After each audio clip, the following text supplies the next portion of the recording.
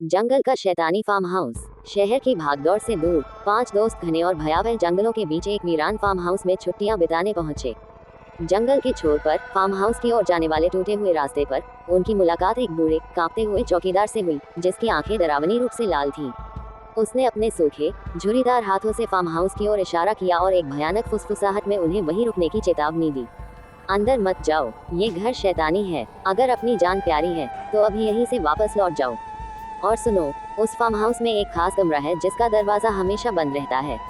अगर आधी रात को दीवारों से किसी के रोने या मदद के लिए चिल्लाने की आवाज आए तो कभी मत सुनना, यहाँ कोई नहीं बचता। दोस्तों ने उसकी बात को अंधविश्वास मानकर हंस दिया।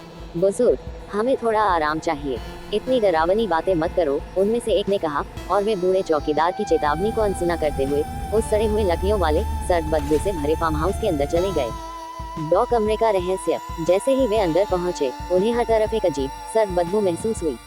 उनकी नजर तुरंत एक बंद जंग लगे दरवाजे पर पड़ी जो बाकी कमरों से अलग दिख रहा था। ये वही कमरा था जिसके लिए बूढ़े ने मना किया था।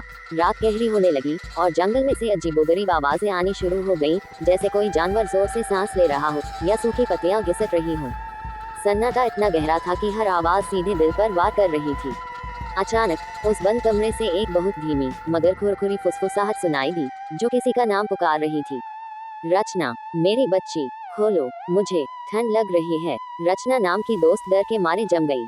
आवाज में दर्द और तड़प थी, लेकिन एक अमानवीय शीतलता भी थी। बाकी दोस्तों ने बूढ़े चौकीदार की चेतावनी को याद करते हुए उसे रोका।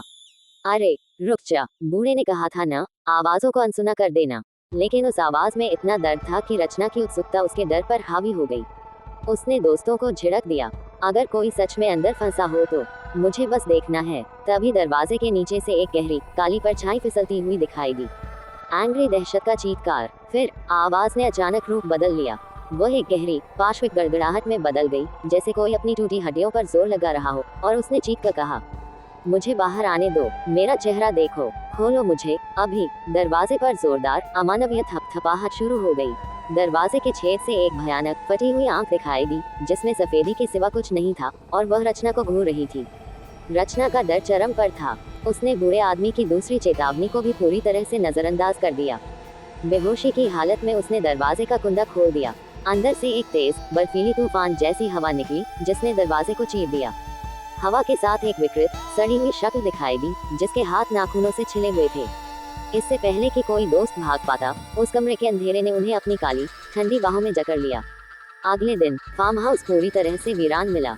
बूढ़ा चौकीदार भी गायब था। दरवाजा खुला था और अंदर की दीवारों पर 5 दोस्तों की चीखती हुई परछाई हमेशा के लिए अंकित थी, लेकिन एक धुंधली परछाई जिसका चेहरा दिखाई नहीं दे रहा था, उन 5 के बीच खड़ी थी, खामोश और डरावनी।